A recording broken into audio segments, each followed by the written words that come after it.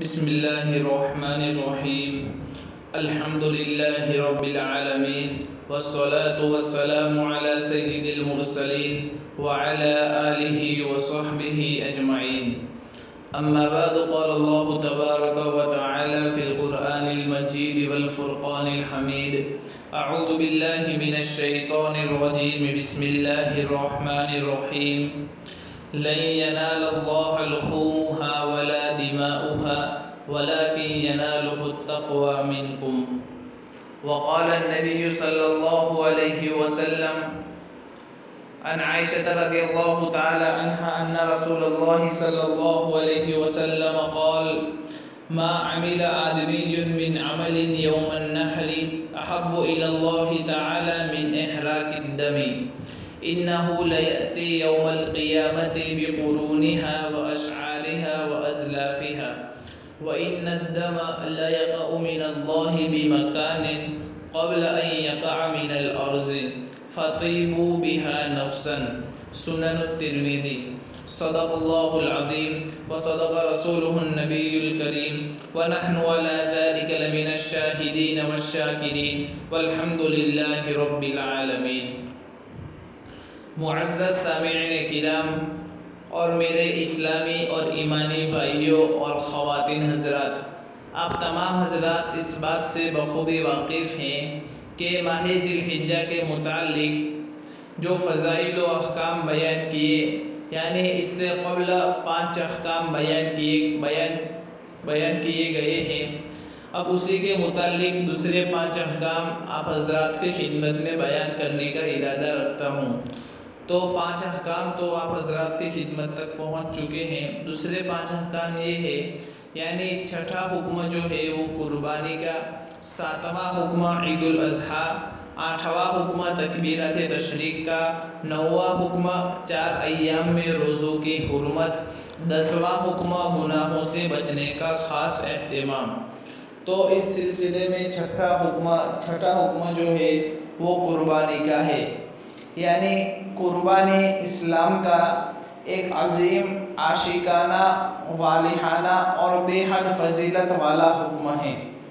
ہر زمانے میں مسلمانوں نے نہایت محبت، عشق اور اہتمام سے اس حکم کو پورا کیا اور پورا سال اس کی تیاری اور انتظار میں گزارا، مگر اس زمانے کے ملحدین اور نام نہاد روشن خیالوں نے مسلمانوں کے دلوں سے قربانی کی اہمیت کم کرنے کے لیے ایڑی چوٹی کا زور لگا رکھا ہے۔ اس لیے اس بات کی ضرورت بڑھ گئی کہ مسلمانوں کو عید الاضحیٰ کے موقع پر قربانی کی اہمیت اور فضیلت پوری قوت کے ساتھ بیان کی جائے اور انہیں ملحدین کے ناپاک پروپیگنڈے سے محفوظ رکھا جائے۔ حضرت ابراہیم علیہ السلام کی اللہ تبارک و تعالی سے محبت، یہ ایک عنوان ہے، اس کے ماتحت کچھ سطریں بیان کرنا۔ قربانی حضرت ابراہیم علیہ السلام کی سنت ہے۔ انہوں نے اللہ تبارک و تعالی کے حکم پر اپنے اکلوتے بیٹے کی گردن پر چھری چلا دی اور عشق کے امتحان میں کامیاب ہو گئے۔ آج ہم سے بیٹے کی گردن پر چھری چلانے کا تقاضا نہیں کیا گیا، بلکہ اپنے پاکیزہ مال سے ایک حلال جانور خرید کر ذبح کرنے کا حکم دیا گیا ہے۔ ہمیں چاہیے کہ ہم پورے ذوق و شوق اور اہتمام کے ساتھ اس حکم کو پورا کریں اور اس میں بڑھ چڑھ کر سبقت کریں۔ قربانی کے فضائل حضور اقدس صلی اللہ علیہ وسلم کی مبارک احادیث کی روشنی میں۔ حدیث نمبر 1،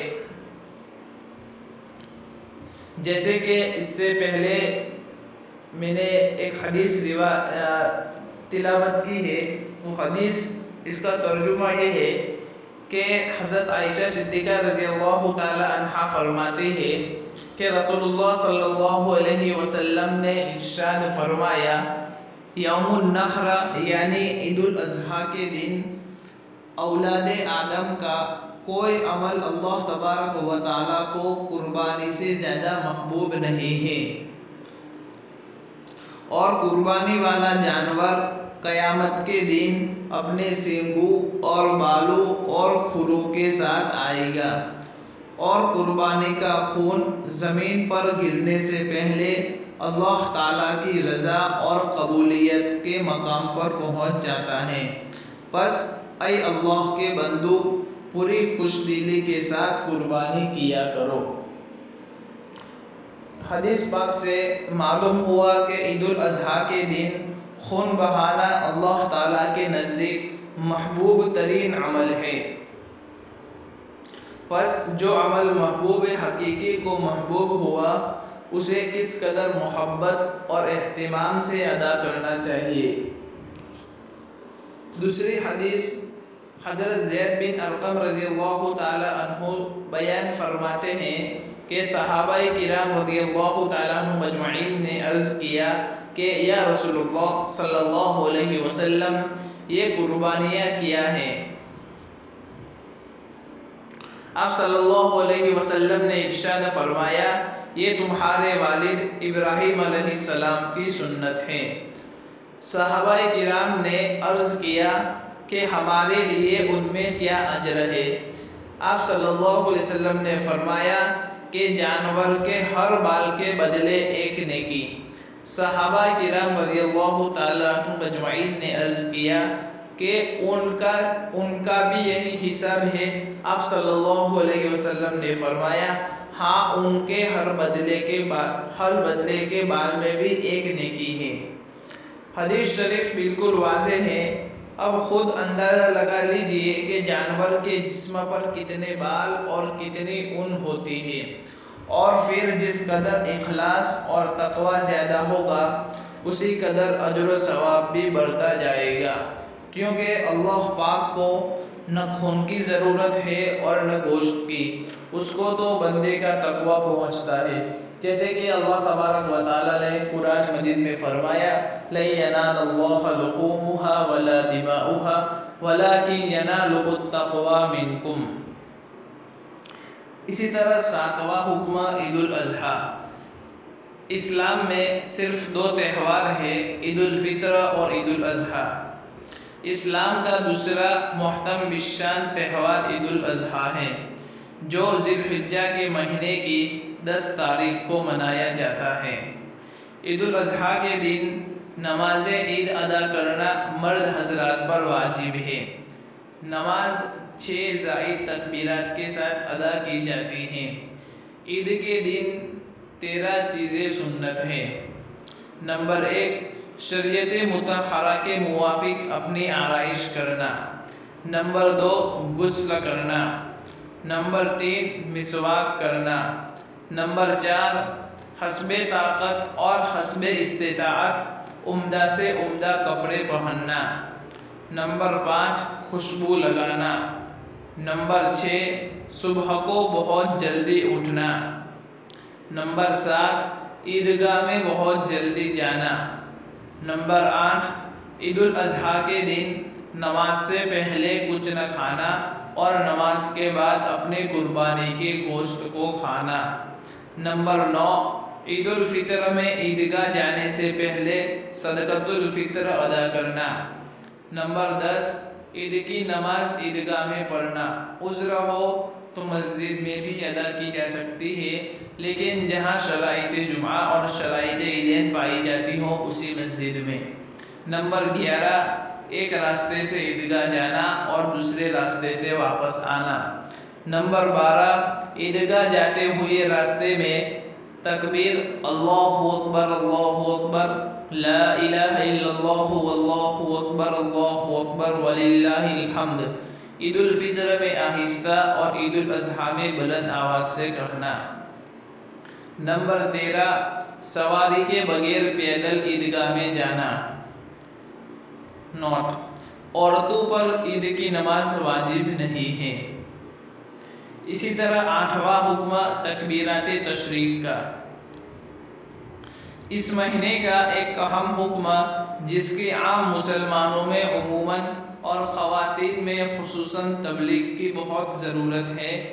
9 ذی الحجہ کی فجر سے لے کر 13 ذی الحجہ کی عصر تک ہر فرض نماز کا سلام پھیرتے ہی ایک مرتبہ بلند آواز سے تکبیر کہنا واجب ہے، البتہ عورتیں آہستہ آواز میں کہیں۔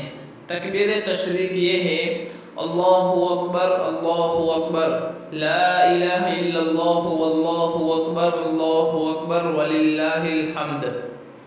اس سلسلے میں 2 مسئلے جو عوام میں بہت ضروری ہے اور اکثر حضرات اس میں غفلت اور سستی برتتے ہیں، وہ یہ ہے کہ بہت سے لوگ اس میں غفلت سے کام لیتے ہیں، یا تو اس تکبیر کو پڑھتے ہی نہیں یا آہستہ آواز سے پڑھ لیتے ہیں، حالانکہ اس کا درمیانی آواز سے اور بلند آواز سے پڑھنا واجب ہے، اس کی اصلاح کی ضرورت ہے۔ اسی طرح دوسرا مسئلہ کہ تکبیر تشریق امام، مقتدی، اکیلا بغیر جماعت کی نماز ادا کرنے والا، عورت، مرد، مسافر، مقیم، شہری یا دیہاتی، الغرض تمام حضرات پر واجب اور ضروری ہے۔ 9واں حکم، 4 ایام میں روزے رکھنے کی حرمت۔ پورے سال میں 5 دن ایسے ہیں جن میں نفلی روزہ رکھنا حرام ہے۔ ان میں سے ایک دن تو یکم شوال یعنی عید الفطر کا دن ہے، جبکہ باقی 4 ایام اس مہینے میں یعنی 10 ذی الحجہ میں ہے، یعنی 10 ذی الحجہ، 11 ذی الحجہ، 12 اور 13 ذی الحجہ۔ حدیث شریف میں آیا ہے کہ رسول اکرم صلی اللہ تعالی علیہ وآلہ وسلم نے عید الفطر اور عید الاضحیٰ کے دن روزہ رکھنے سے منع فرمایا ہے۔ یہ روایت صحیحین میں موجود ہے، یعنی صحیح بخاری شریف اور صحیح مسلم شریف میں۔ ایک اور حدیث میں آیا ہے کہ ایام تشریق کھانے پینے اور اللہ تعالیٰ کا ذکر کرنے کا ایام ہے۔ ان ایام میں اللہ پاک کی طرف سے بندوں کی پاک، صاف اور حلال گوشت سے مہمان نوازی کی جاتی ہے، پس اس مہمان نوازی کو دل و جان سے قبول کرنا چاہیے، اس لیے کہ ہم تو اللہ تبارک و تعالیٰ کے بندے اور غلام ہیں، اور اللہ ہمارا مالک حقیقی ہے۔ ہمارا مالک اور ہمارا آقا جب کچھ کرنے کا ہم کو حکم دے تو وہ کام کرنا بھی ہمارے لیے عبادت اور کار ثواب ہے، اور جب ہمارا آقا اور ہمارا غلام ہمیں کچھ کام نہ کرنے کا حکم دے اور کام کرنے سے روک دے تو اس میں بھی ہمارے لیے رکنا عبادت ہے۔ اسی طرح 10واں حکم، گناہوں سے بچنے کا خاص اہتمام، اس لیے کہ ذو الحجہ کا مہینہ حرمت اور برکت والے 4 مہینوں میں سے ایک ہے، بس اس کی حرمت کا تقاضا یہ ہے کہ اس مہینے میں ظلم اور گناہوں سے بچنے کا خاص اہتمام کیا جائے، جیسا کہ ارشاد باری تعالیٰ ہے: بے شک اللہ کے نزدیک مہینے کی گنتی 12 ہے، جیسے کہ لوح محفوظ میں جس دن سے اللہ تبارک و تعالیٰ نے آسمان و زمین کو پیدا کیا ہے ان میں 4 مہینے ادب و حرمت والے رکھے ہیں، یہی دین کا سیدھا راستہ ہے، تو ان مہینوں میں اپنے آپ پر ظلم نہ کرو۔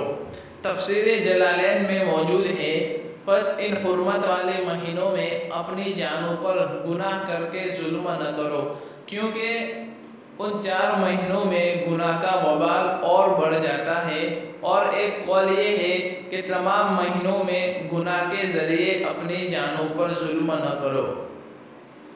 اخیر میں اللہ تبارک و تعالیٰ سے دعا گو ہوں کہ اللہ تبارک و تعالیٰ ہمیں ان تمام 10 احکامات پر جو اس قسط میں 5 احکامات بیان کیے اور اس سے پہلے تقریباً 2 دن پہلے اور 5 احکامات بیان کیے گئے تھے، یعنی ان تمام 10 احکامات پر اور پورے دن پر مکمل اخلاص اور اطاعت کے ساتھ عمل کی توفیق عطا فرمائے، اور اللہ تبارک و تعالی ہمارے حج اور ہماری قربانی کرنے کو قبول فرمائے اور ہمیں اخلاص عطا فرمائے، نظر بد سے ہماری حفاظت فرمائے اور مسلمانوں کی حفاظت فرمائے، مدارس کے خانقاہوں کی تبلیغ کی حفاظت فرمائے، آمین یا رب العالمین۔ وآخر دعوانا ان الحمد للہ رب العالمین۔